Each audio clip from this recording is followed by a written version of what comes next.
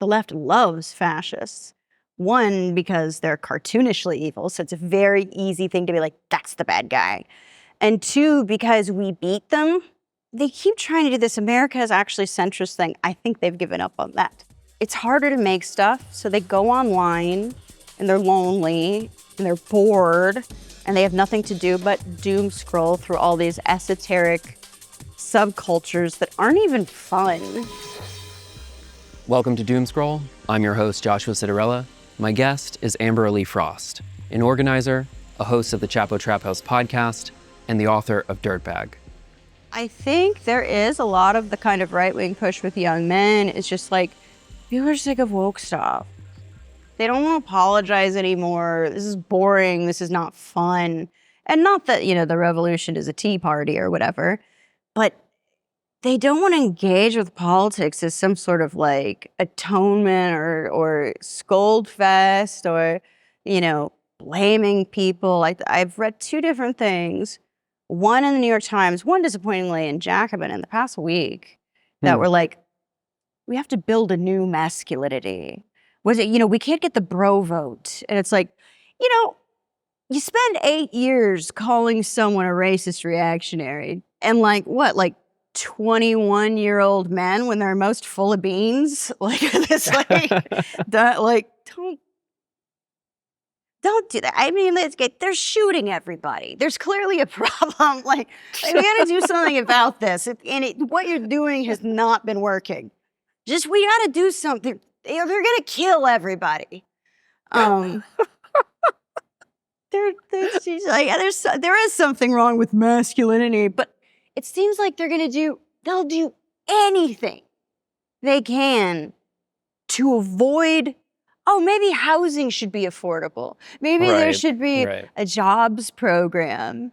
Maybe there should be less email jobs. And I'm, by the way, all about like the old school masculinity. Like, have a jobs program that has and women should be in it too, but have them drive a fucking forklift. It's fun. I drove a forklift. It's like playing weird Tetris. Right. Let them play with the rocks and dirt. Women do that too. It's rewarding. It's fun. And you have nothing to look forward to. And everyone is scolding you. And they're boring and they're not funny. And you know who is funny? Meme makers that are right wing and, the left can't meme. Yeah. And the right wing Trump young podcasters. And these both articles were like, it's not going to work to put in economic programs alone. It's like, well, why don't you try it? And then we'll decide. Why don't you? Before we write it off, yeah. Why don't you just try this thing that we've never tried ever? It's not going to work, so we shou'ldn't even try it. They don't also give me a fucking break. Even court them. Oh, they're notoriously hard to get. They've tried. You've already written these people off. You've vilified them. And now you're shocked that they don't like you? Fuck off. What do you think about these young people who post this radical material online? They're looking at political iconography. They are quoting books that may be influential to you and me. They've got this kind of radical aesthetic style that's attached to it. Right. And it can, at some points, be difficult to tell whether they mean it for real or if this is a bit of an ironic LARP or what's going on. How do you interpret these people? How do you understand them?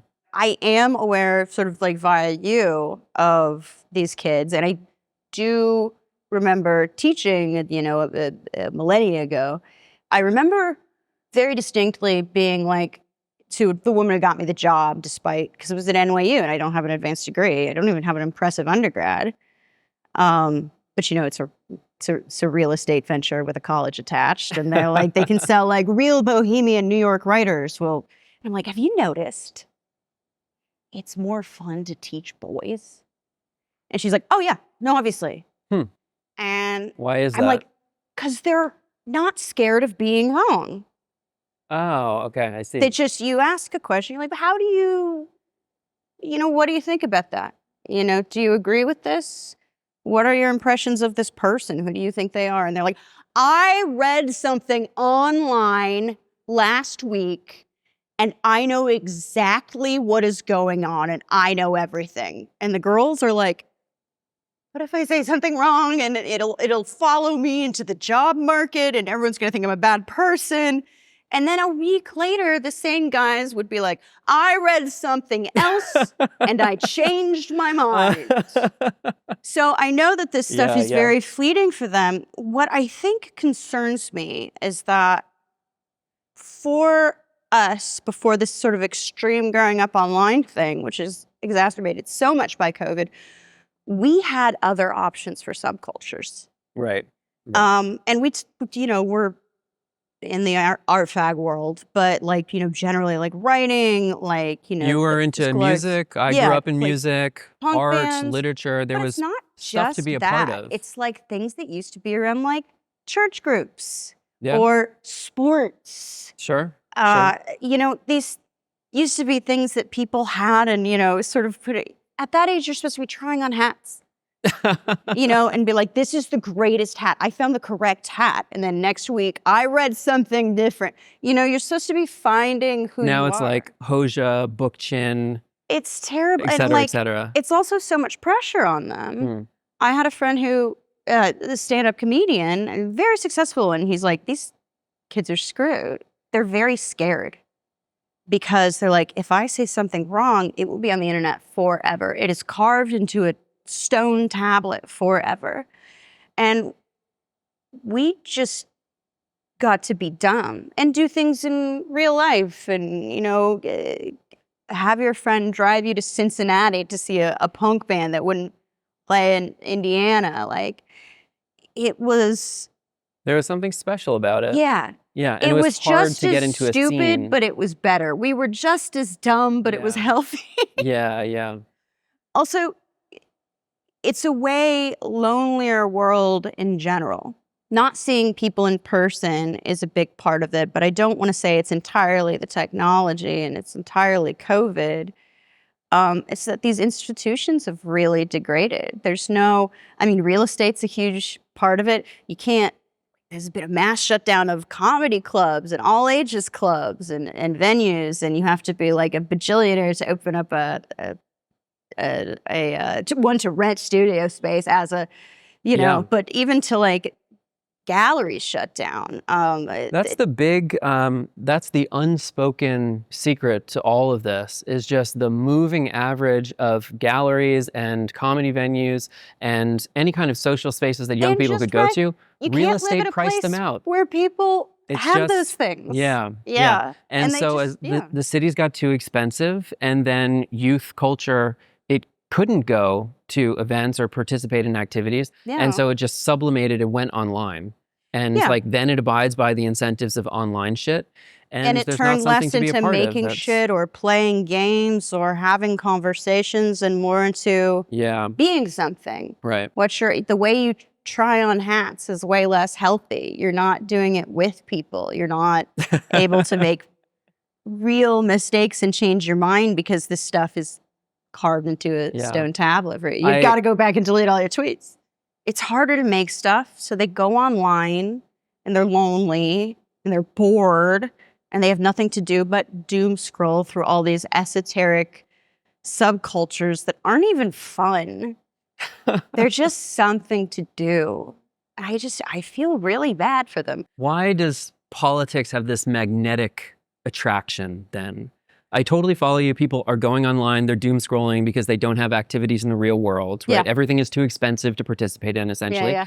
And so, you could doom scroll and you could get really into like baking, for example. Why is it that politics pulls in so many people, orders of magnitude more people than baking? Two-part thing to that. One, I think there is a normie parallel internet that is making, but it is for people more our age. Okay. And a lot of it is handicraft stuff, sort of traddy stuff. I follow a lot of, carpentry things and stuff like that. But I think politics in particular, particularly in text form, because the other thing is that people don't have a lot of time. So in order to be like an online maker, you have to like set up the camera and you have to get the dough for the bread and you got to do this thing and you got to have the big white kitchen island. So, the standard thing. But if you're 15, you don't have any of that shit. But you do have text. Text is all online. That's something you could do. Plus, part of the reason subculture is attractive in general is because you feel really powerless. And the same way punk, made me feel like powerful or something. Like, if you have a political identity, you're like, maybe I could change things. These are my politics. I could change things. So not only does the average American, I think, feel pretty powerless, adolescence and puberty are, by definition, feelings of powerlessness and feeling like outcasts, and you just feel like a monster. You can't make a lot of decisions for yourself. Yeah, Your parents are in charge of you. Yeah. So you're like, well, I'm going to find something to believe. Yeah. And, there's that famous tweet about under communism, we will abolish bedtime. There was a thing during Occupy Wall Street where they were like, no dads. And I'm like, my dad's in jail. I would love it. Okay. Yeah. I would love it if saying a lot more about themselves in that case. Yeah. That really speaks. And it wouldn't be that embarrassing if it weren't a 26-year-old. Yeah. Like you should be grow out of that by now. We're both of the generation that we saw like life before social media and life after, right? The like mass adoption curve of Facebook happens in 2012. Yeah. I remember the world before where I played video games through like literally the dial-up connection in my family's house. And then I remember the world with social media, and I experienced that too. So we have this kind of unique threshold of historical memory. Yeah. The people growing up now, they don't necessarily know what things were like before, and they don't necessarily remember the promises that were made to our generation specifically about what this type of connectivity was going to do, what the utopian imaginaries were, and what it was supposed to create, how it was supposed to pan out. Because right now it feels remarkably different. Yeah, they're too young for techno-utopianism, and they're too young to know what a huge fucking deal 2008 was. Right. Because they've just had, this is the economy now, I guess. This is normal. We were promised, by the blue sky theorists about the democratizing potential or the liberation of the techno-utopianism. Now that's obviously stupid. It was always stupid, but like now everyone has to admit it. Right. No one ever promised that to those kids. That was over. They're like, the internet is where you live now. It sucks, but there's nothing else. And this is the economy now. Good fucking luck. At best, you will get a miserable, soul-grinding email job where you work way too much and you still can't afford anything and you're mind-numbing, debased, whatever. Or you just won't have a job. Like those are the options. Right, those are the alternatives. Yeah. The email job, which is totally unfulfilling, and what you're doing is non-productive and pointless, or no job at all. Yeah. Which is, that sucks even worse. Yeah, and that's the dream, and that forgets all about the people who are just working in retail. Or in horrible debt. We have a huge nursing shortage because no one wants to go into that kind of debt for nursing school. They don't even make enough. And they're union busting them. So the meaningful, rewarding jobs the barrier to entry is so high. In your book, you write about 3 types of political perverts that emerge on the left. What are these 3 types of perverts? They're the masochists. The masochists, I think, are more like an our age thing, but earlier. Some of them are still really holding on to it, but then there's the professional set. Robin DiAngelo, the author of White Fragility, just got tricked into giving $15,000 of reparations to a random black guy. Like one individual dude? Yeah. He was like a producer, I think, on some, I forget the right-wing, media personality. And they pranked her and to just give it and she's like, I apologize for what white people have done. And, it doesn't make up for it. It's just this constant prostrating yourself. And it's like, just go be like Catholic or something. What are you doing? And it's this idea that you'll have absolution for being constantly apologetic for the sins of the father. Not even the father. We're talking quite a few generations back. And It's for very, me, it's very illiberal, isn't it, to blame people for the sins of their like intergenerational karma? yeah. Very illiberal. Yeah, it's liberal. It's borderline race science. Right. It's really walking that line. But that's obviously really unappealing to normal people. People don't like, what? So I'm scraping and bowing for the rest of my life for something I didn't even do. And I think when people have their come to Jesus moments, people do apologize. You know, if they don't feel back into the corner, they definitely don't. If they think there's no way out, if they're going to execute you anyway, you might as well do the crime. Some of these email job types seem to very much enjoy this kind of masochistic relationship to politics. Absolutely. You see this with, you know, the union drive and the professional sort of liberal set. We are in a union. It's like, well, what does that mean? Are you negotiating for wages or, you know, better hours or, you know, to prevent layoffs? No, we're demanding that they give us more anti-racist training. It's like you're demanding you go to school. Watch out, you might get it. It's so awful. Wow. And it's just, what if you just like weren't racist? Like just don't be, you know what it is, just don't be racist.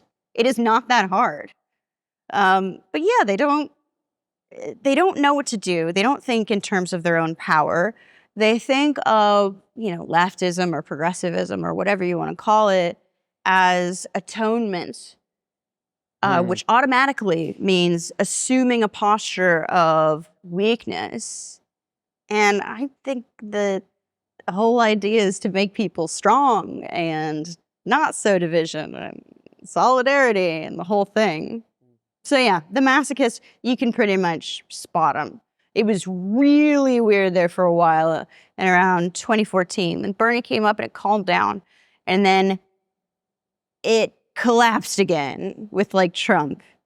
And then I think it's kind of relaxed a little bit with Biden. But oh boy, I bet it's coming back. No matter who wins, it's coming back. The masochists are coming back. Yeah. I think, and not even specifically because it's like a sort of social tendency, but because they have succeeded to some degree in a little bit changing the kind of professional world to incorporating these things. And certainly the capitalists are very happy to institute this. They're like, sure, we will pay a $300,000 speaking fee for Robin DiAngelo. That's wages we don't have to pay. Right. Yeah. Anything that is workplace discipline that precariatizes most of your employees is still cost savings at the end of the day, even if you're paying these exorbitant consulting fees. Yeah. There's another type of pervert you write about in the book that likes to say things like, the youth will save us. Yeah, the pedophiles. The political pedophiles. It's very weird. Again, because people don't want to like talk to kids and let them talk. If they did, they might be really worried and disappointed. But I think this really started with the kind of new left, counterculture, 60s hippie. You know, there's Abby Hoffman said, you know, don't trust anyone over 30. I think he was 34 when he said that. There's a cultural currency of youth that happened because these were baby boomers. Suddenly they were a demographic. It was kind of the creation of like the teenager happened in the 50s with the car, and they had enough money to buy things, so they became a marketing demographic. And then of course that resulted in an identity. We are young, and once they're able to buy things, people start to produce products and culture to market to these people. Absolutely. Now that they're consumers. Yeah. If you were living in the 20s, you didn't buy like a young hat. You bought the same hat as your dad. Now, there was subculture, but it had more to do with artistic movements that are associated with fringe. I mean, you might wear a zoot suit, you know, if you're in the Harlem Renaissance, but that's also because you've been completely separated and cut off from society at large. I see. It's a subculture formed out of, you know, necessity and rebellion. You know, it's kind of punk. But there wasn't like a a mainstream counterculture in the way we might think of like the 60s hippies or Certainly. something like Yeah, that. that's a whole other, I want to say level, but it's a whole other beast, really. And in thinking of themselves as young, they also thought of themselves as righteous. And there's the famous, Hunter S. Thompson quote where he's like, "We thought we would win because not because we were gonna like overthrow them or kill our parents or anything like that, but because they're like old and wrong, and we're like young and right, and we're the powers of righteousness." He's like, yeah, I don't know why we thought that, but I don't know. It seemed to make sense at the time. But people have still inherited that. They're still like passing that down. The future is in the youth. And this is definitely something that is very boomer, a little bit Gen X, but I think they have to wait for their kids to grow up a little bit more.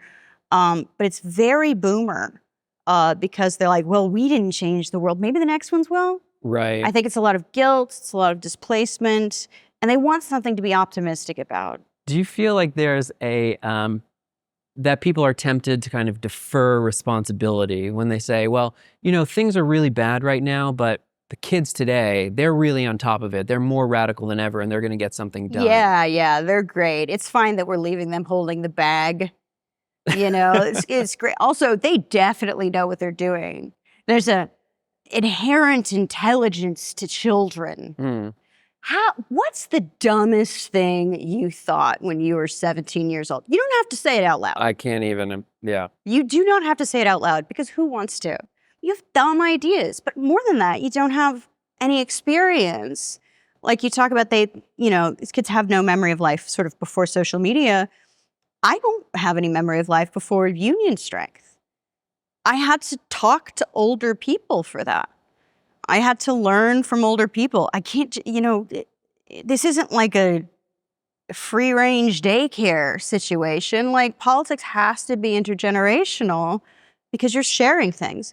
Young people can invigorate, a wizened old borderline cynic, but like also older people know things you don't. They've just like lived longer. And they could obviously be wrong too.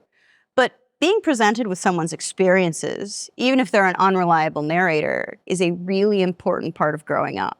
It seems intuitive. Like, let's take the most important task in the world, right? Changing the world, the most important job you can give someone. And let's pick the person who has the least experience whatsoever. Like, that sounds fucking insane. But this is political common sense all the time. I don't have to do anything. Oh, yeah. I don't have to do anything. Yeah. Yeah. The pedophile is the most debased and deranged of them, but this next one is maybe the most dangerous because it can be hard to identify sometimes. These are people who like to sort of criticize the past of the labor movement, but at the same time canonize certain people, but only because they failed. What they like about them is that they failed. There's no celebration of union victories, the noble and the doomed, the dead, both metaphorically and literally. But, I use a specific example, but there are a lot of them. The people talking about the Weather Underground or the Black Panthers, and it's like, well, they lost because they had bad ideas about how to change the world. Like, they weren't good at it. Right. They just weren't good at their thing. But also, it's very easy to defeat groups like that. But then why is that such a romantic aspiration for so many people, so many young people on the left who like look up to the Weather Underground, for example? Honestly, they're all kind of cool and hot. Have you seen a lifestyle the brand? Angela Davis at trial? Yeah. Oh my God, in the miniskirt, she's gorgeous. Smoke show. And then the Weather Underground has all these like perfect giant sunglass, long hair, whatever, and they're wearing fatigues and like building bombs. And it's like, dude, being cool and dangerous and hot is cool and dangerous and hot. I think part of it is aesthetic. Part of it is like, yeah, man, they really did something. And yeah, but it didn't work. But then there's other stuff like, just labor failures. I mean, Harlan County, USA is an amazing documentary. No one ever talks about her second one, American Dream, which is about a massive massive failure and defeat of the Hormel factory. And part of me is like, goddamn Midwesterners. These hog cutters were unionized and they were losing because they were cutting them down. They were cutting jobs and stuff. And no one really pays attention to that one, I think, because in it partially failed because they hired a consultant, because this is the beginning of that. And it would vilify them. But they kind of, they love the idea of the Harlan County wins, but then they're like, damn, but it couldn't last. Or like the almosts. They love the almost. It's a good story. And also, people who are dead can't disappoint you. Right. Maybe they weren't flawless, but they're not talking anymore, and you can ignore the parts you don't like. You don't have to actually engage with them. You can just stare at this corpse like a relic and be like, this is holy. They just, they want to fuck corpses, metaphorically. Speaking of being cool, dangerous, and hot, there's a sense that participation on today's left does not necessarily feel dangerous. It feels kind of safe and boring, if I can describe it that way. Yeah. And you've written before about vulgarity. You've written about the language of the court, about elite affect. Is there something that's happened in the last few years that kind of edgy, countercultural, like that cool, rebellious quality of the left has kind of disappeared? Yeah, I think it's also sort of shifted and like done a little horseshoe thing where it's like actually the most radical thing you can do is yell at everyone about transphobia or whatever. So that kind of sets you apart as dangerous, and probably are dangerous because you're trying to get people fired. Yeah. It's consequences. Yeah. Well, that's the messaging that comes from the left now. There is, however, something emerging from the new right, as it's been called, the pro-union GOP. Yeah. Make of that what you will. Yeah. How do you understand these people? What do you make of this new right movement? Do you take their endorsement of unions seriously? How should we understand this thing? Yes and no. So part of this, I think, is that there's just as powerful as the Republican Party seems, it is a shit show right now. They cannot decide who they are, who they're reaching out to. Suddenly, they have the lack of organization and solidarity you almost always associated with the left prior to this. I think they're realizing that there's a captive audience in people who are fucking miserable, and they're no longer buying into like the Reagan thing, which is really interesting. Which, good riddance. But, what I saw the left do, whatever that means. Whatever that means. When Sean O'Brien, president of the Teamsters, spoke the RNC, everyone got crazy pissed. All the online left, they're like, well, the UAW doesn't do that. And they have Trump voters. The thing is, a lot of Trump voters in the Teamsters. And it's like, well, one, the UAW has fewer Trump voters than, particularly because they got carpetbaggers. I was a UAW member. I wasn't working the fucking line, and I loved it. I loved my benefits, and I loved voting in the thing, and I loved being a part of the union that was actually a union. But there's something has gone wrong when an adjunct at NYU can be in the UAW. You're really having to pad your numbers there. And the Teamsters are the Teamsters are the Teamsters. They're logistics, they're drivers. It's not a professional job. It's an important job. But he had to talk to his own membership to some degree. Two, he has gotten concessions from people like J.D. Vance. His job is not to work for the Democratic Party. It's to work for his members. Also, you got to hold their feet to the fire. Like, hey, just so you know, we're talking to who's going to be in charge, no matter who that is. Hope it's you. They donated more to the Democratic Party than they did to the Republicans. They also wanted to speak at the DNC, and someone didn't pick up the phone. So, hey. Tells you a lot, doesn't it? Yeah, this is real. this movement, these people are real. Yeah. And they are in the union movement. You do have to be like, I see you, I hear you, I'm holding space for, but like a Teamster. And it is part of engaging with membership. It's about, implicitly threatening the Democrats. Right. You don't deserve our support if you don't put it in. It's about, recognizing who your membership is. And I think people also miss a very cogent point here. Sean O'Brien isn't going to get anyone to vote one way or the other.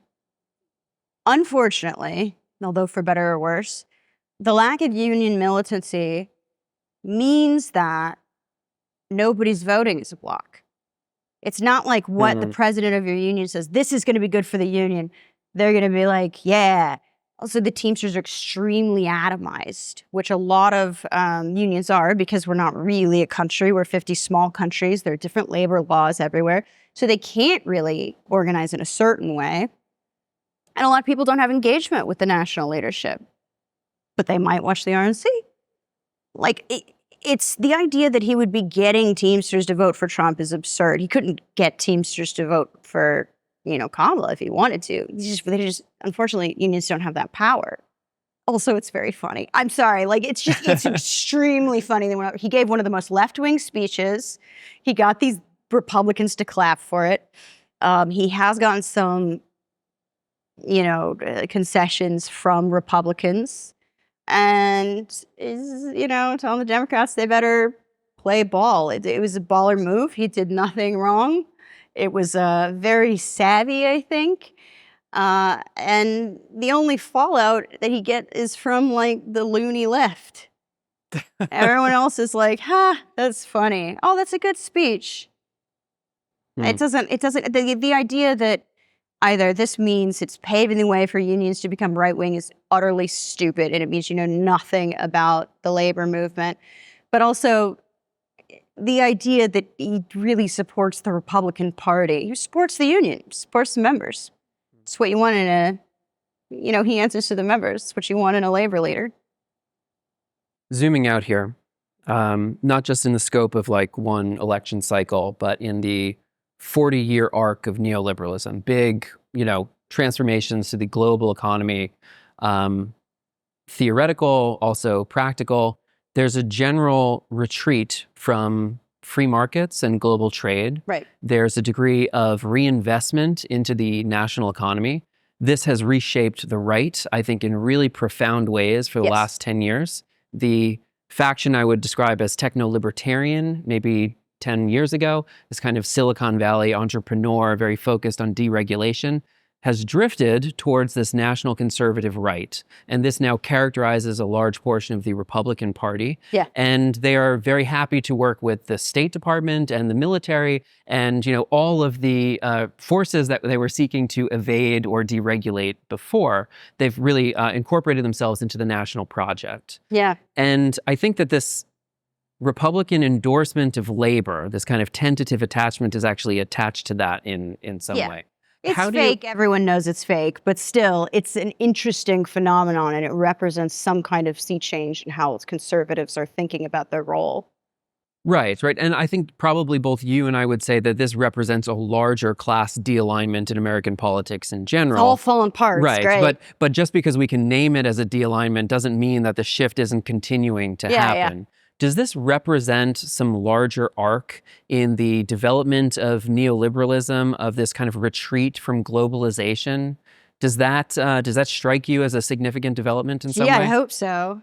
I mean, you say that, it could be worse, but offshoring has been horrifically unpopular since it happened. And the fact that, there was a bipartisan infrastructure bill, that they are onshoring, that they are giving tax breaks or whatever to stay in the country, represents something truly changing.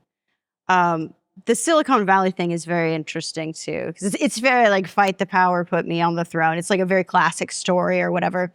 But it also sort of represents conservatism in general just exploding And I think that that coincides with neoliberalism also on the decline. Because Right. the way conservatism has been shaped since at least the 80s has been by the neoliberal project. Right. And also Democratic Party. Without that model, none of these parties function in the same way. I mean, you could argue they kind of don't really function well at all anymore because they're like, what's the project we grab onto? Because there was a certain agreed upon Overton window or whatever that Republicans and Democrats shared for a long time. And now everyone's splitting. They're splitting like Right. leftists. They're reproducing like the way amoebas do. They're just like bacteria. They're splitting everywhere. It's really crazy. I don't know what's going to happen, obviously. But honestly, the boost in manufacturing is a very good sign. The fact that Republicans are at least scared enough of labor to give lip service, and the Right, fact that, right. you know, labor leaders like Sean O'Brien, I believe, are like, this is lip service. Like, they know the fact that unions are now able to play the game when they haven't really been involved for a very long time. Something is happening. I'm very much of the opinion that power generates power as long as you do it right and no disasters happen. So I think the idea that there are a lot of like critics of the New Deal, and they're like, that was to stop a revolution. It's like, well, maybe, but who cares? It was good. And here's the thing. If it stopped a revolution, it's because they won a lot of shit. They Right. probably wouldn't have won the revolution. What do you say to these people who make an argument like, we shouldn't do another New Deal because we want to have the revolution? Shut the fuck up, loser. Good. Just, like, Good. shut up. Yeah. Or here's what I say. Go to a steelworkers union meeting. Say that out loud. Make some friends. The only reason you are able to hold this opinion is because you are not around the people it would affect. When did you get on board for social media? Maybe my mid-20s. Yeah, my mid-20s. And that was just Facebook. And then I got on Twitter. I'm such a bad predictor of trends in that way. And so I got on Twitter, and this was well before it was, you know, LinkedIn for blue checks. Then you saw a lot of things sort of blow up on it in a pseudo-intellectual, that's mean, an ostensibly political or intellectual way. Because all these people who went to college and graduated after 2008 had nothing to do. Right. Like they were Right. either underemployed, unemployed, or overemployed, working 60 hours a week at like an email job and just had nothing to do. Right. Yeah, So they were yeah. posting about, you know, misogynoir and, you know, decolonialization. They had to use their degrees for something. And I'm like, this isn't as fun. And then it became really professionalized. I'm like, this sucks. But yeah, I did politics well before that. Yeah. How did you get politicized? What age were you? When did you first encounter this material? In junior high, I learned to hate Reagan because my mom got pregnant in high school and my dad, you know, RUNOFT. And it was right when a lot of programs for single moms were being canceled when I was born. And we were poor. We weren't working class. We were poor. You get really sick of being poor. You know, at some point you're like, this is bullshit. I feel like people would say, we didn't know we were poor. I'm like, what were you, fucking morons? Like, how did you, even if you're surrounded by other poor people, you have like TV and you know that there are people who like own a house and like get to have clothes that aren't from Kmart and shit. And I sort of started looking around at sort of, you know, the economics of the time. And then in high school, I moved from, also my junior high was very upper middle class, and we lived in like the one very shitty apartment complex. Obviously we couldn't buy a house there, but when in high school, my mom got a subprime mortgage, and we moved way out in Bumblefuck. And it's like, there was a steel plant that shut down, and there were farmers who were losing their land. And I'm like, oh, all these people are poor. This is great. Or at the very least, country middle class, which is like the richest girl in my school and family owned a dairy farm. I was like, oh, deindustrialization and big agriculture. And I really started to pay attention to that. This is also when, the Indianapolis Star, the local newspaper, was like, covered this stuff. You could read about state news. Sure. And then in college, I really wasn't radicalized by Iraq. It was a huge flashpoint for me, but there was definitely a delayed reaction. We didn't have cable. We were like, oh, we should get those guys. And then slowly we realized, I think they're lying to us. We should get I don't think Yeah. they know what they're doing. I don't think Those aren't the think guys. they're making shit up. Because Yes, they want to go indeed. there. They were doing a little bit of fake news. That's what we call it now. Yeah, no, that's new. And but that was big. And then I sort of like international politics. I was like, oh, the only reason we can do, like, I believe politics starts at home. I think a lot of the anti-imperialist people are technically correct. But if your first thing is imperialism, it's like, baby, most of America has bigger things to worry about. And something tells me you don't actually care about, Yemenis so much as you don't like rednecks and middle American people. Yeah. That's like the, Yeah. animal rights people. Sometimes you're like, do you really like animals or do you just hate people? Yeah, do you see what we do to humans? Yeah, Like, it ain't good. So people like to say that there's getting radicalized by reading, and then there's getting radicalized by real life.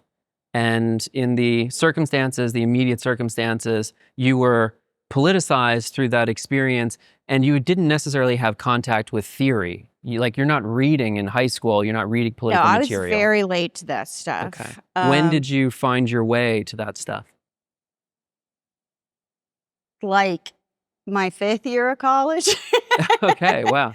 Well, I 'cause went usually, to not because I got an advanced degree, but because I went to what they call a commuter school. It's a community college for, it was like troops, ex-cons, and single moms, go Jags is what we joked. Right. And I was sort of aware of the news and read the local paper, but it was mostly that I was like, oh, there's a history of social democracy in this country. It's always been weak, but like, oh, I had family members that were in unions. Right. And how come those aren't around anymore? Like there's my great-grandpa and great-grandma's house were just surrounded with Chesapeake Railroad stuff. And he's a proud union man. And like things have gotten worse, which means theoretically they could be better. So I sort of got into reading about it, socialist stuff. And, I didn't go through the complete works of Lenin. I was cool. But when I was around 23. But before that, it was like, oh, it's certainly liberal protections. Things like gay marriage were big right then. But I was also like, all my gay friends were like punk, and they were like, we don't have any fucking health insurance to share anyway. Who cares about getting married? Lesbians with children, like the most domestic seeming demographic for gays, are like, neither of us have insurance. And we can't afford a wedding, so who cares? But it was mostly economics. It was cuts. It was the history of unions. It was right to work. In the book, you write about first seeking out the DSA. And you're looking at different political organizations, and you have enough wherewithal at that age to differentiate what is like 3 kooks in a Maoist cult versus an actual organization. How are you finding these different groups? Are you browsing their literature? Are you looking online? Or how are you discovering them? I married a townie when I was 23 in Bloomington, which is funny because all the people who lived there couldn't afford the university, obviously. And he was shop steward for his local grocers union. And, but really, it's like there were people like the Spartacus League on campus and like Really? just giant weirdos, a lot more anarchists, which is, very du jour at the time. I Yes. think largely because the last memory they had of what they thought was leftist politics is very like libertarian. And a lot Still of is, times yes. those things slide into each other. Most of the time they do. I mean, if you're, the Spanish Civil War or agrarian India, go for it. But that's not what anarchism means in America. That's not, And I was like, kook. But I was like, I'm going to look into this and start Googling. And I think the thing about DSA was that one, I didn't really have a position on communism until later. And I'm like, it's kind of loser to be a Trotskyite, to be a critic of the, like, who cares what they do in the Soviet Union? Why would you? It's a different country. But I didn't really think about communism. I was just like, well, I at least know that I support these social programs. And the biggest thing is that they were old. It had old people in it. Right. And I didn't believe in any organization. It didn't have enough young people. I didn't believe in any organization that was entirely youth-oriented, where no one had kids and, people were like bike punks or whatever. And I'm like, I want grown-ups. One, because I don't know anything. Is it the intellectual history, which still wasn't that into, just because I'd rather read other things and, listen to punk music. But two,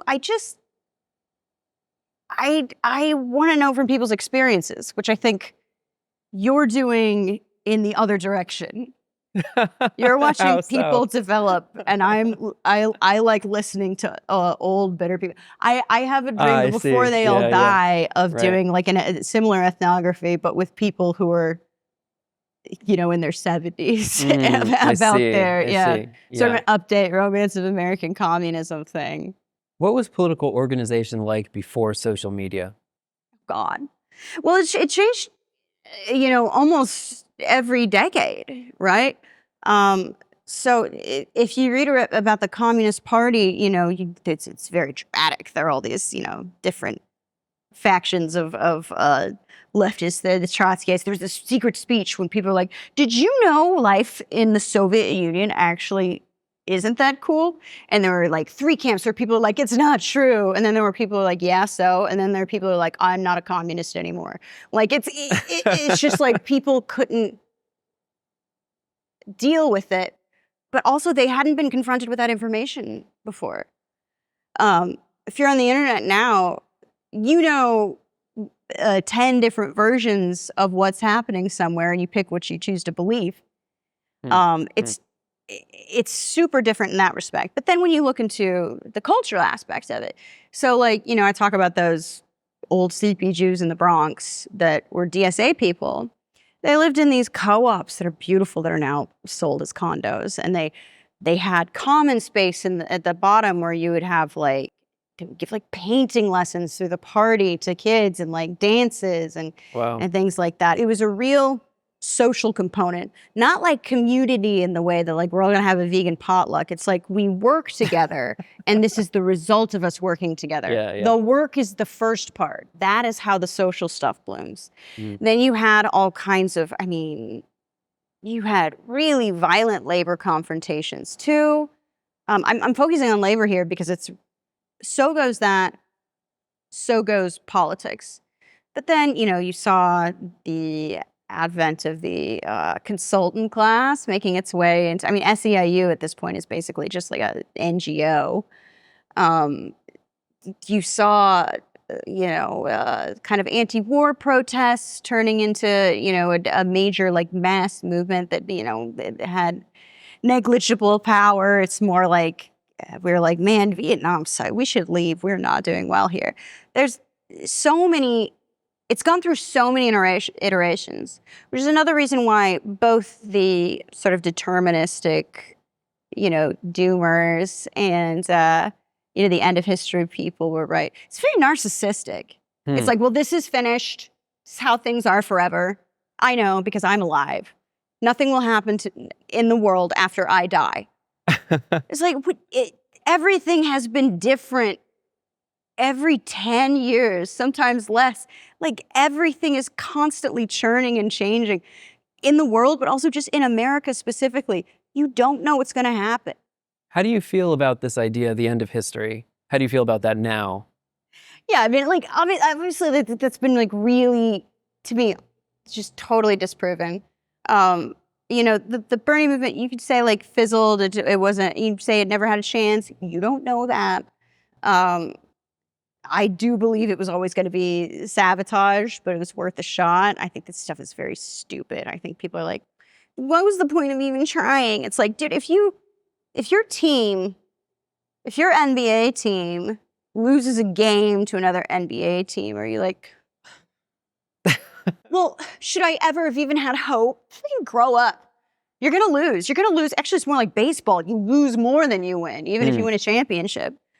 But the funny thing about the Fukuyama thing, which I had never read all the way through, the essay, certainly not the book, it's about the end of his job. Yes, as a Cold War consultant, he's like, there's no more Soviet Union shit. to, yeah. And it's very, very, well, after me, nothing will happen.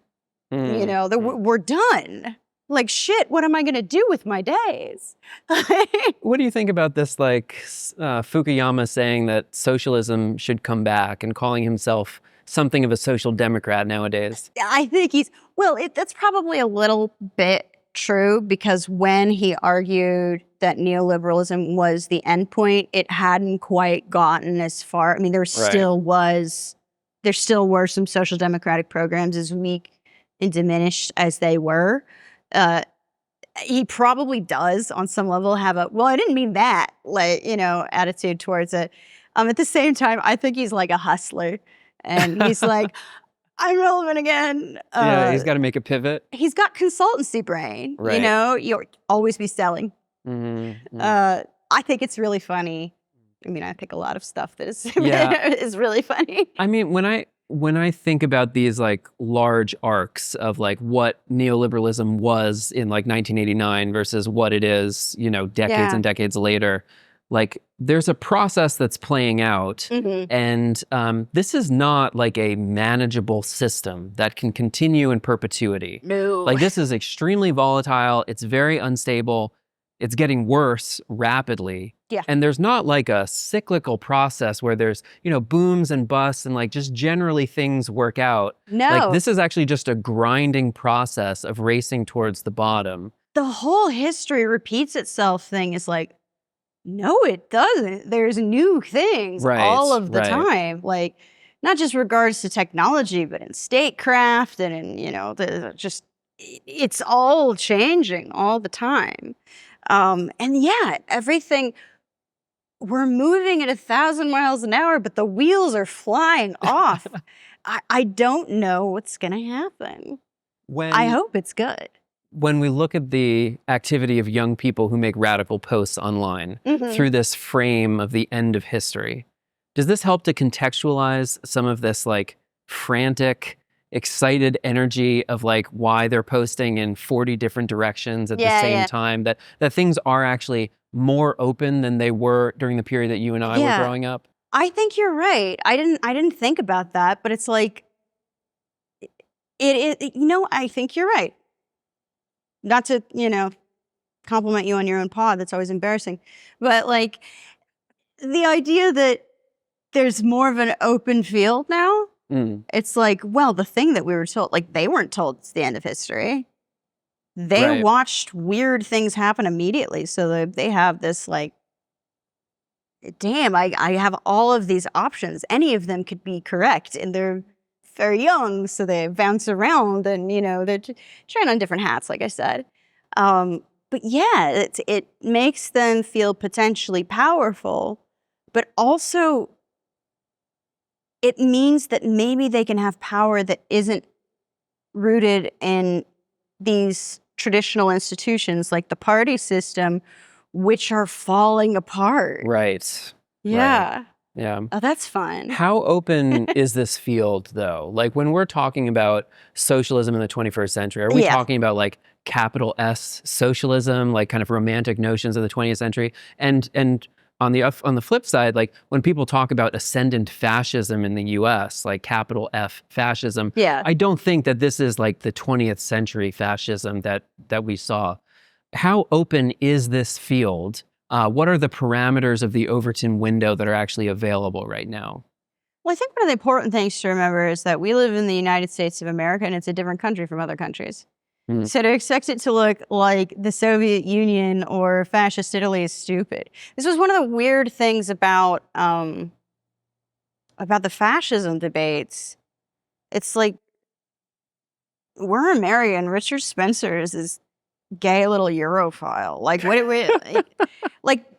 Truly, fascism in the way that we think of it, and like, of course, people love fascists. The left loves fascists. One, because they're cartoonishly evil, so it's a very easy thing to be like, that's the bad guy. And two, because we beat them, so it feels like, oh, well, this is the big boss, but we're going to win again, and then we're going to have a big win, and it's going to be really fun, and then maybe we'll have a post-war economy, and it'll be a great movie. We're going to be Indiana Jones. But like, it's so European, it doesn't really work. You have to have a national project to have a national socialist project. Right. I mean, say what you will about Nazi Germany, they had a lot of domestic manufacturing. And it's just, it's a very diverse country that's also just not unified. We don't have like a very federalist, like, we need to bring in the tanks and finish what Lincoln started. We should need to be one country. There's all kinds of reasons why that wouldn't work. As for like, any potential leftward trajectory, I think, the kids are going to be a little disappointed about how likely gradual it will be. Maybe there'll be a big revolution, but unfortunately our state, for better or worse, our state has enough stability, even though it's, children institutions are falling apart, to where it's like, well, if we need to bring in the National Guard and mow down a bunch of people to quell a revolution, it's going to be really easy. Right. Gradualism, it's not what I want, obviously. I also don't want people to get mowed down. The Glorious Revolution was actually kind of a bummer, as glorious as it was, a bunch of dead people. Maybe gradualism isn't the word, but I think piecemeal. Like, I think working on program by program, I think, I thought Bernie was right. And before DSA, they were right to say our primary campaign should be socialized healthcare. It's broadly popular. It benefits everyone who isn't wealthy. I mean, like, actually wealthy. I have good health insurance. It doesn't cover shit. And it's really expensive, and I hate it. And they made record profits during COVID despite getting bailouts. I hate them. Socialized healthcare, a programmatic thing. And that's one of the problems with the left. Anier and Bevan, architect of the national health system in Britain, said, priorities should be the religion of socialism. But we have this in Ben Fong, editor-in-chief of Damage Mags, plug, because I'm on the editorial board, talked about, like, everything all of the time. Yes. The idea that you're going to have a platform and not a campaign, that's leading with, like, ideas, posters, statements, instead of work. Pick something. Tell you what, get one thing done, and then you can add another. If you get one thing done, give trying to at once a shot. But before you get one thing done, maybe dedicate your resources and energy to the one thing. Because just being like, this is everything I would believe, everyone should come on board, this fucking, I don't want to hang out with you. I already have friends.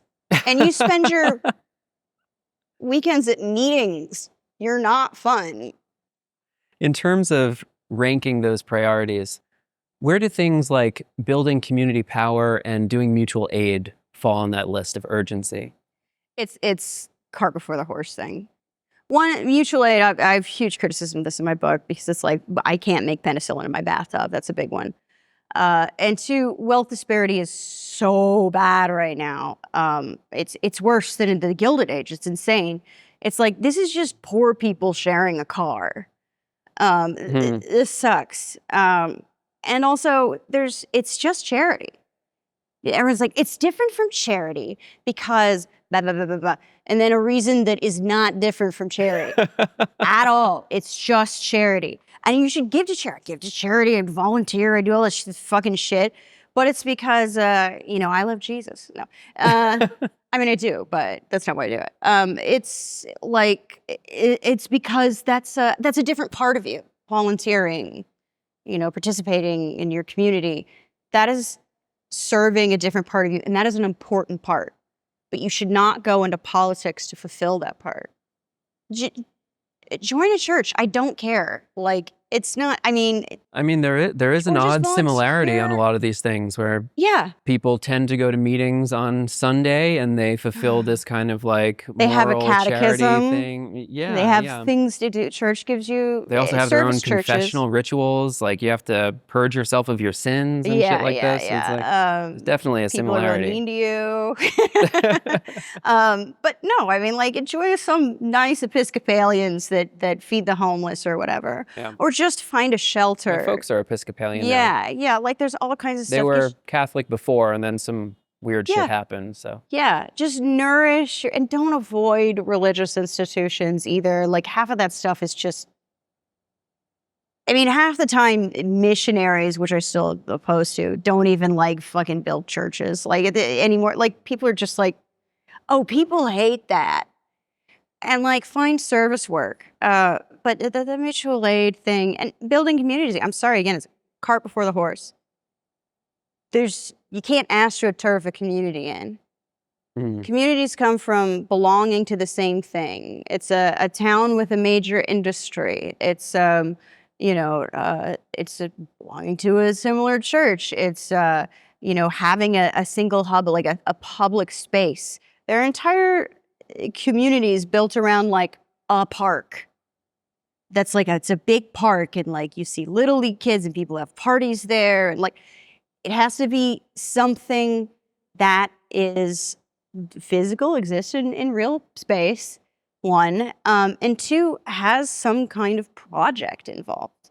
Now, I would love to see the old, union halls that had like dances and fish fries on Sunday and just took up collections to repair the window in the Catholic Church or whatever. I'm starting to sound like a trad Catholic. I'm not at all. I hate those papists. But they did these things that really were community. But it's because they all worked together, because they were all fighting together. I think the best way to have a real community is to have people with whom you share stakes. Now, unfortunately, in America, and we'll say in Los Angeles, just an example, the people who share stakes are homeowners and landlords, and boy, do they have a community. Right. And boy, are they organized. Right. Let's beat them at that. They're losers and don't even like each other. Let's like each other. Let's fight together. And then, hey, you'll start to notice people forming whatever bowling leagues and book clubs and I don't know, what do people do? They'll have running clubs and Something dances posting and online. things like that. Yeah, like community happens after you do something together in real life. And I think it's strongest when you're fighting together with people. You write in the book about having a super right-wing shrink. Yeah, this super right-wing shrink. What was that like doing this very, difficult interior work with someone who you completely disagree with on everything imaginable? Well, one, I would say this. He was a pro. He would let certain things slip where he'd be like, and he definitely Googled me.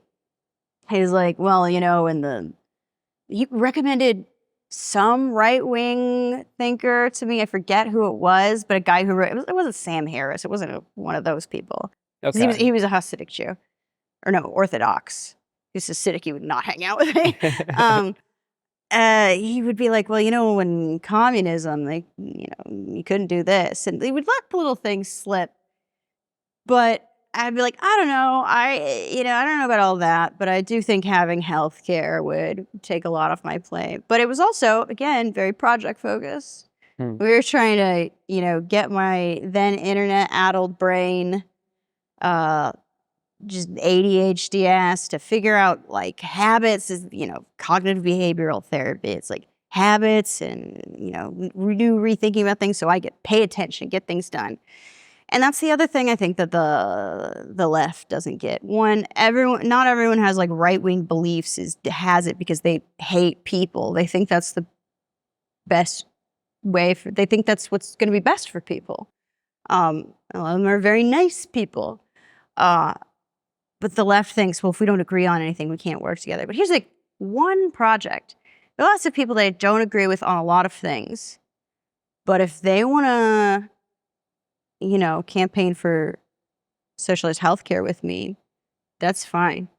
Also, I'm sorry, you need to learn to talk to people who don't agree with you. Like, not argue or debate. That's for like 21-year-olds. 21-year-old boys love debate. But like, just like fucking talk to, be normal, just talk to people. People are so, that's another negative effect of the internet. People are so scared. They don't talk. They don't talk to strangers anymore. I find this example of the right-wing shrink to be really, really interesting because what I find is very common now is that people tend to pathologize their political opponents. Yeah. In that if someone thinks, in the red direction, they must be mentally ill. If someone thinks in the blue direction, they must be crazy or so on.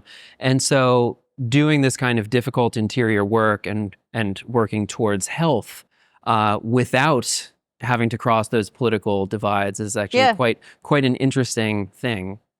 Yeah, doing something I had a with shrink people. myself that thought the moon landing was fake. That's awesome. Yeah. And she was just tremendously gifted in all sorts of other directions. Yeah.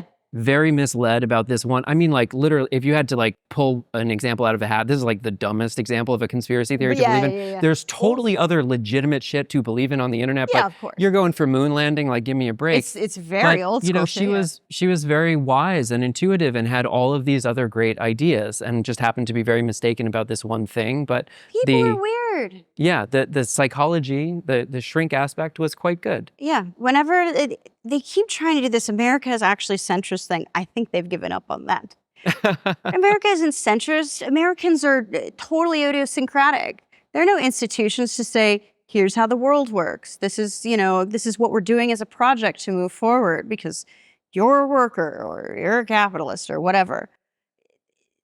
People believe the weirdest shit on earth, but then also things that they would agree with you. It's just like, look, the Iraq war was wrong, and also fossil fuels need to keep going. And it's like, well, just work with them on the anti-war stuff, but also talk to them about the fossil fuels thing. When I hear people say that most Americans are centrists, what I understand that to believe is that most Americans have extreme ideas in like 40 different directions. Exactly. And if you average all of them, it's in the center. Correct. But that's only because they exist on like every extremism of the political spectrum at the same time. It's when you look up the statistics of a vacation town and they're like, well, the average income is $80,000. It's like, they're maids and them. Exactly. Like that's average is not and there's no representative data of, like plot line. Like people just, they're picking up, especially with the internet, they're just picking up what's ever laying around. I always say that they're balls of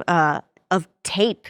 They're just rolling around on the ground, picking up whatever is there because they're trying to figure stuff out and there are no reliable sources and you can't kind of blame them for coming up with weird ideas. Do you know anyone who got politicized on the internet and turned out normal? Shit. Yes, but they were normal first, if that makes sense. People who were already a little, a lot socially deficient became absolute psychopaths, but with a different flavor. I did see a lot of people who were normal beforehand go crazy and get, internet poisoning. But there were also people who, one, went a little crazy for a minute and came back. And there are people who always had their feet on the ground. Hmm. And I can't necessarily say that it's, exactly this or that. Having a real job is a big deal. That anchors you. Having had a social network that is not online is a big one. Not being a careerist is a huge one. Like having a job, but being like, what can I do to get ahead as an unpaid non-employee member of an organization? Pure psychopathy. Not having a political career. Yeah, but yeah. I still want to be in charge. That's the worst part. I would respect it more if they actually were getting like jobs out of it. Like you're slaughtering your comrades, corny word or whatever. But the old people I was around used it, so I'm like, yeah, that's fine. I inherited it. No matter what you do to get ahead, we still don't have power. So why are you being cutthroat? Those people don't come out normal, especially they're not even entirely cynical. They're like, I believe this because it'll endear them to a group of people. Sometimes they're like that. Sometimes they're like, well, look, it's a lot easier to believe something if you get rewarded for believing it. So they convince themselves of things. Really, just having a position where you don't benefit from the organization itself in a professional or social way, those people tend to real jobs are, I think, the biggest one. Those people turn out much normaler. Yeah. But yeah, people go a little loony and come back, and some people never, leave orbit and keep their feet on the ground, and then some people just lose everything and never come back, and then some people were never here to begin with. It's weird. The internet is, broadly speaking, though, I would say dangerous for politics, and not in the young men are getting radicalized kind of way, but in like we can't get anything done if you're all doing this. You're losing your mind. You write in the book to beware of people who come to the movement and don't have friends. This seems like good advice. Yeah. I mean, it is hard because people are lonely. There's no place to hang out. And you would hope that, again, working together would make you friends. And there are normal reasons for people to not have friends. Like maybe they just moved. Maybe all their friends joined a cult or became addicted to meth, But people who have, not just people who don't have friends, people who anti-have friends. Like the antisocial people, or the people who are just like desperately snivellingly, deferential, or because those people are always tyrants in waiting. Toadies. They're dangerous, man. You need like normal people, and part of normal people is like not still being in a fuck you dad part of your life, having friends, doing things like that aren't on the internet. If they come and they don't have anybody in their life, just really keep an eye on that person. You write in the book that you want socialism to be done. What do you want to do after socialism is won? What do you want to get back to? I would rather list the things that I am able to do that I think everybody deserves to do, which is take a day off and go to the beach, or take like vacations. The best part of LA is you get to leave LA and you get the desert, the mountains, the forest, all this stuff. Take vacations, see nature, go to different cities, exercise, be able to afford a gym, spend time with their family and friends, have a pet, garden, just fucking take it easy, sleep in. I want people to maybe, go to their union meeting every once in a while and, not have to go to too many meetings. and have some baseline political participation that they don't have to be fucking locked into all the time to know what's going on, which is essentially nothing, but it's a lot of, Sturm und Drang. I want them to be able to have hobbies and a social life and relaxation and fun.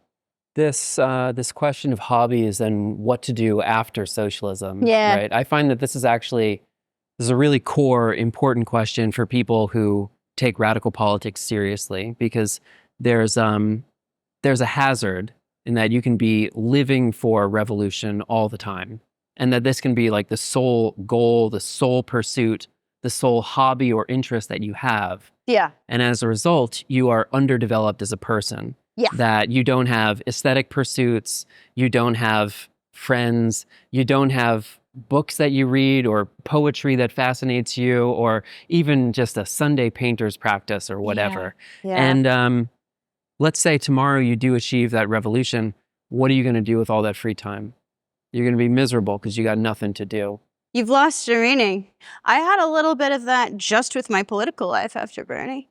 Because, God knows I fill my hours in the day with a lot of work, self-motivated work. But also I chill and have fun and go out. But I really felt like I had a purpose with Bernie. And the whole time I was like, this isn't a huge possibility, but it's the biggest possibility we've ever had, like in my life or my mom's life even. So I got to put everything into it. And it was my work. And then afterwards I had like my work, I had writing and stuff like that. And I had hobbies and friends and stuff like that. But there was this hole that I really missed it. I still miss it. I wish something would happen. Stuff is happening, but not in any way that I can really participate in. Right. Like the unions don't really need me. I can do interviews and donate and, whatever, but promote campaigns and stuff like that. But, what am I going to do? I'm a fucking bohemian layabout. And, there's electoral politics, but I don't see really going for the presidential election these days with that much enthusiasm. There's some local stuff, but the thing about the local stuff is that it is local. A lot of the good candidates are basically defeated, especially here, by, homeowners association demons and stuff like that. I miss it. I hope I could find something else soon. Amber, thank you so much. Your work is such a tremendous inspiration. Your writing is extraordinary. And I absolutely love your book. Thank you. You made me cry once or twice. Embarrassed to admit that, but I thought it was a really, really beautifully written book. And yeah, I'm so glad that we got to do this. You're doing the Lord's work too. Talking to these kids, man, it's got to be wild. But I really appreciate you having me on, and I really appreciate what you do too. I'm glad that for whatever community of leftists we have, can at least find each other in the fucking ghetto of the internet.